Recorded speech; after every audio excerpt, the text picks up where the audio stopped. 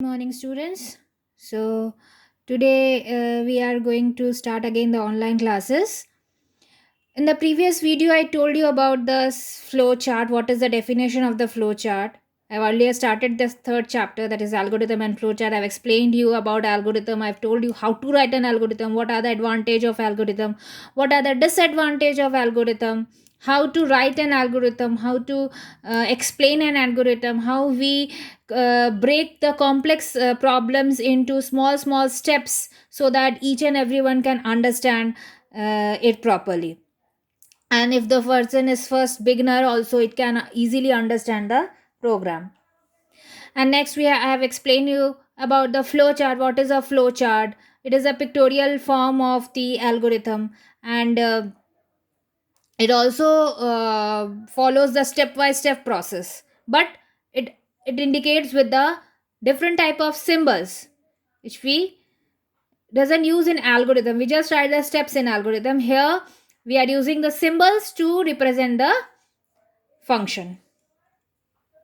Okay, so now so some symbols I've explained you in the previous video. That is about terminal is to start and stop, and second is the process where we all do the process work, that is plus minus or other things, as do any work, doing any work like tying a note or going to school. This all are process, so that works in a process box, that is rectangular, and terminal box are always shown in oval shape.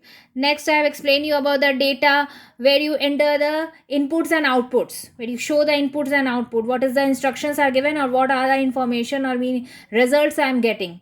That box is represented as data, and that represents in the symbol of parallelogram. Next, I have to explain you about the decision box, where we have conditions of two conditions are given, whether it will be yes or no, which is as a diamond shape. Next, further we will move to the other boxes which we use, obviously. That is document. Document object is a rectangle with a way like base. आप देख सकते हैं कि इसमें एक वे like है, ये proper rectangle नहीं है. ये नीचे में जो उसका बेस है वो वेव लाइक है, वेव जैसे होते हैं वैसे है. ये क्या कहता है, what does it represent? This shape is used to represent a document or report in a flowchart. Whatever document will be there about anything, about a student, about an employee, every whatever it is, it will show in this box.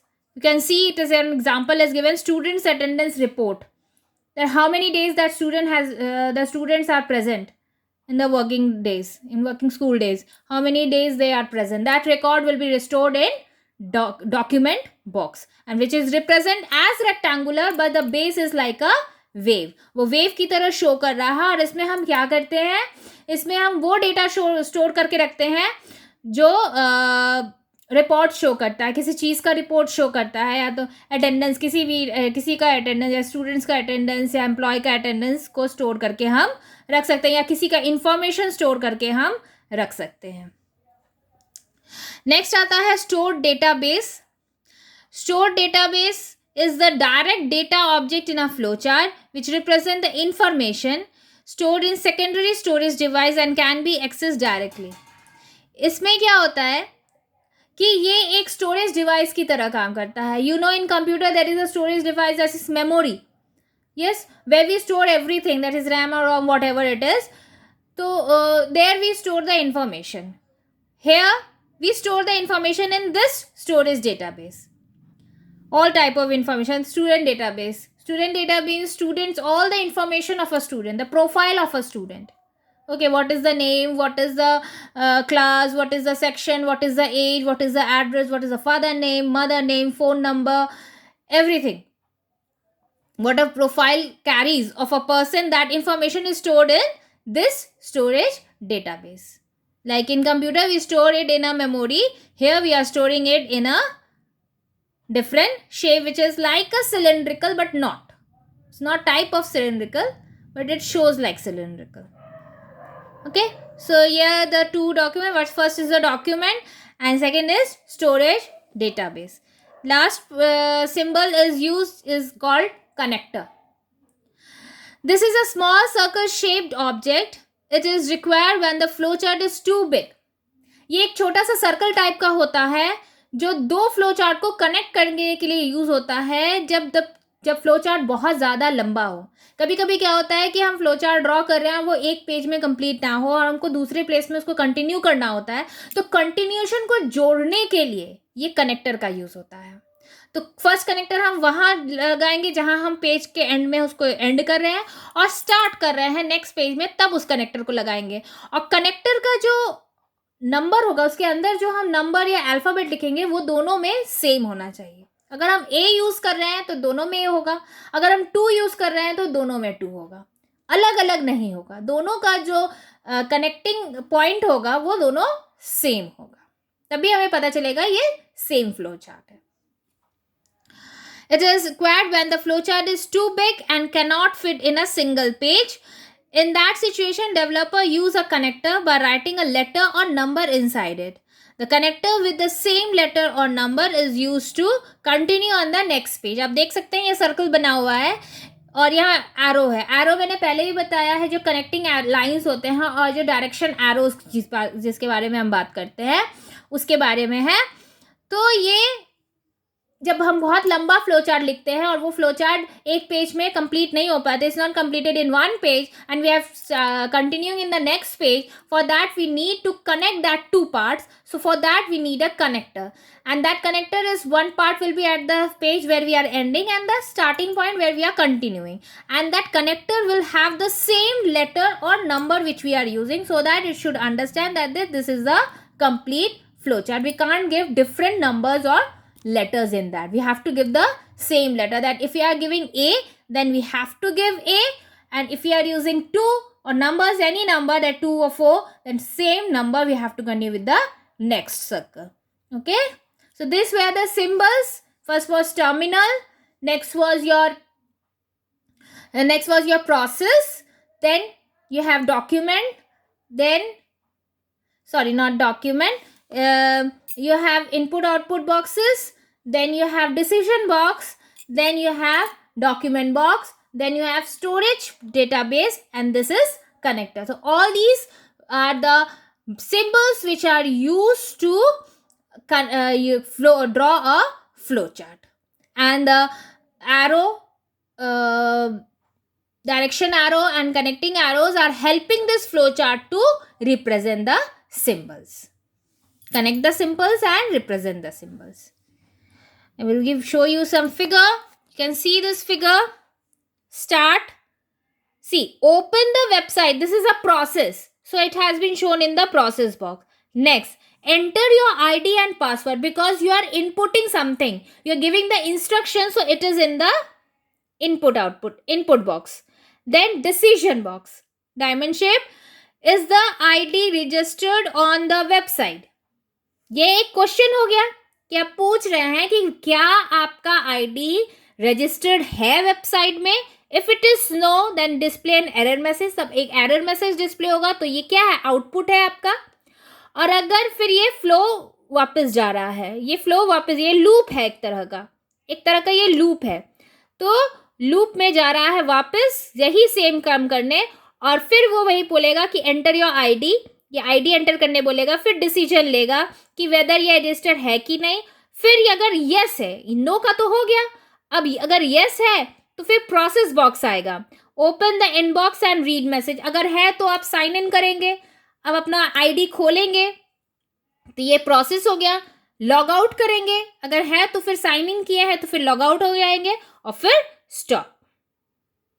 ठीक है, अगर नहीं है तो error message display करेगा, अगर है तो वो पूरा प्रोसेस करके लॉग आउट करके फिर स्टॉप होगा. एक और एग्जांपल आप देख लीजिए जिसमें आप ये वाला बॉक्स भी देख सकते हैं. तो स्टार्ट हुआ, enter an ID of the student. Student की आईडी आपको पता है, आपकी भी आईडीज होती है. फिर check the student ID in the student database. Database यहाँ पे है तो यहाँ पे वो चेक होगा कि स्टूडेंट का डेटाबेस है कि नहीं स्टोरेज डिवाइस में. यहाँ अगर है तो फिर यहाँ मूव होगा, does the ID match with the data record. क्या स्टूडेंट का जो आईडी है वो डेटा रिकॉर्ड के साथ मैच हो रहा है कि नहीं. अगर नहीं है is it the last record, क्या ये लास्ट रिकॉर्ड था? अगर no, then move the next record, अगर नेक्स्ट रिकॉर्ड में मूव करेंगे फिर वो चेक करेगा। और अगर एक यस है तो डिस्प्ले स्टूडेंट डिटेल, और यहाँ is the record last record, तो अगर नो है तो फिर मूव करेगा, अगर यस है तो display message no record found. Last record है तो यस, अगर यस होगा तो वो नो रिकॉर्ड फाउंड मूव कर जाएगा, और अगर नहीं है तो वो मूव टू नेक्स्ट रिकॉर्ड करेगा। ठीक है, ये बात समझ में आ रही है कि यहाँ अगर नो है तो यहाँ नो है तो नो पे वो लास्ट रिकॉर्ड चेक करेगा, अगर लास्ट रिकॉर्ड नहीं है तो वो फिर से रिकॉर्ड चेक करेगा, अगर लास्ट रिकॉर्ड है तो वो डिस्प्ले करेगा नो रिकॉर्ड फाउंड, मतलब वो स्टूडेंट का कोई रिकॉर्ड नहीं है स्टूडेंट डेटाबेस में। और फिर और अगर इसमें है तो ये येस होके डिस्प्ले स्टूडेंट रिकॉर्ड, अगर है तो वो डिस्प्ले करेगा स्टूडेंट का रिकॉर्ड और फिर स्टॉप। तो ये एक चार्ट है। ठीक है, समझ में आया? इसमें 2 बार डिसीजन लिया जा रहा है तो दोनों बार इसका प्रोसेस अलग अलग हो रहा है। ठीक है, ये भी एक लूप की तरह काम कर रहा है। Next, move to the advantage and disadvantage of a flow chart. Flow chart are easier to understand and compare to algorithm, क्योंकि हम सिंबल्स यूज कर रहे हैं तो आसानी से समझ सक रहे हैं कहाँ इनपुट कर रहे हैं, कहाँ डिसीजन ले रहे हैं, ये सब बहुत आसानी से समझ में आ रहा है।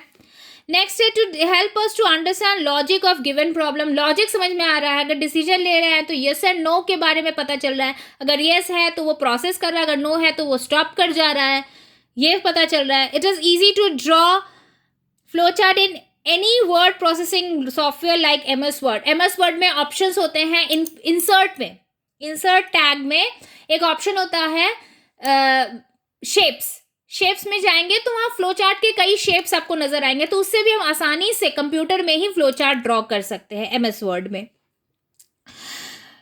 Next, using only very few symbols complex program can be present in flow chart. थोड़े से सिंबल्स के द्वारा हम कॉम्प्लेक्स प्रोग्राम को भी आसानी से, अभी मैंने एक फ्लो चार्ट दिखाया वो कितना कॉम्प्लेक्स था, लेकिन कुछ बॉक्सेस के यूज से हम उस फ्लो चार्ट को आसानी से प्रेजेंट कर पाए हैं। जो आप फ्लो चार्ट अभी देख रहे थे तो कितने ज़्यादा कॉम्प्लिकेटेड है कि आईडीज को ढूंढना है, अगर नहीं है तो क्या करना है, ये कितना कॉम्प्लिकेटेड है, लेकिन इसको हम कुछ फ्लो चार्ट के सिंबल्स से हमने पूरा पता कर लिया कि ये फ्लो चार्ट कैसे काम करेगा, और बहुत आसानी से हमें समझ में आ गया कि इसमें काम कैसे हो रहा है, और हमको आंसर भी उसका बहुत आसानी से मिल जा रहा है। तो flow chart are easier to understand, it is helps to understand logical problems, it is easy to draw the flow chart, and using only few symbols complex programs can be easily drawn in flow chart, represent in flow chart. Next है disadvantage. अब advantage है किसी चीज़ का तो disadvantage obviously उसका होगा, क्योंकि मैंने एल्गोरिथम में भी यही चीज़ बताया है कि अगर एल्गोरिथम किसी चीज़ के लिए अच्छा है तो कुछ चीज़ों के लिए वो अच्छा नहीं भी हो सकता है। तो वैसे ही फ्लो चार्ट में भी है कि वो कुछ चीज़ों के लिए बहुत अच्छा है, लेकिन कुछ चीज़ों के लिए वो शायद उतना बेहतर काम नहीं कर पाता है।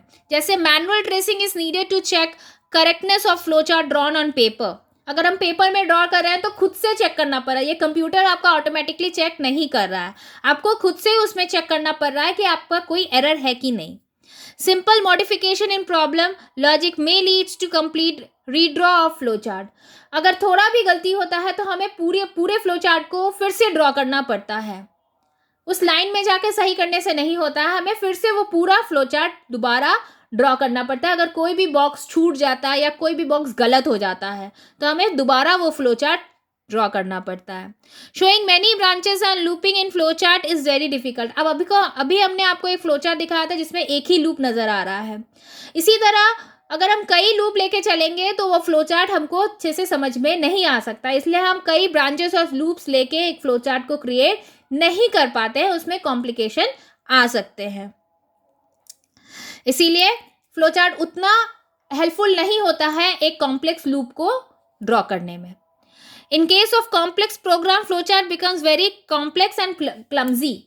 अगर ज़्यादा बड़ा प्रॉब्लम है और उसमें कई बॉक्सेस यूज हो रहे हैं तो उसको सब प्रेजेंट करने में बहुत डिफिकल्ट होता है, क्योंकि हमको हर एक बॉक्स को अच्छे से डिफाइन करना पड़ता है, और अगर हम एक भी बॉक्स उसमें नहीं कर पाते हैं तो वो खराब, मतलब कि वो गलत हो सकता है, और क्लमजी, बहुत ज़्यादा उसमें क्राउडेड नज़र आने लगता है कि बहुत सारे बॉक्सेस हो जाते हैं तो वो क्राउड नज़र आता है और उसमें समझना भी बहुत मुश्किल हो जाता है। ठीक है। और लास्ट पॉइंट है, modification of flow chart is sometimes time consuming. Modification करने के टाइम, अभी मैंने बताया था कि सिंपल मॉडिफिकेशन के लिए पूरा फ्लो चार्ट रीड्रॉ करना पड़ता है, तो वैसे ही कि मॉडिफिकेशन करते टाइम अगर आप एक फ्लो चार्ट को बनाए हैं और उसमें कोई गलती हो गई, आपको गलती नज़र आ गई और आपको फिर से लगेगा कि अरे मैंने ये बॉक्स छोड़ दिया या यहाँ गलती हो गई, तो दोबारा आपको वो बनाना पड़ेगा और उस दोबारे बनाने के टाइम में आपका टाइम वेस्ट हो जाएगा, इसलिए ये टाइम कंज्यूमिंग भी होता है मॉडिफिकेशन के टाइम। तो हम एक तरह से कह सकते हैं कि फ्लो चार्ट ईजी भी है समझने के लिए, लेकिन इसमें कई तरह के कॉम्प्लेक्स प्रॉब्लम भी फेस करना पड़ता है एक फ्लो चार्ट को क्रिएट करने में। So this was your flow chart, about the flow chart, the disadvantage and advantage of flow chart. In the next video I will show you some of the problems and literally and the question answer of this chapter. So please girls, go through this video very carefully, what are the problems are there, and if you're having any query, please comment on the comment box. Okay, thank you.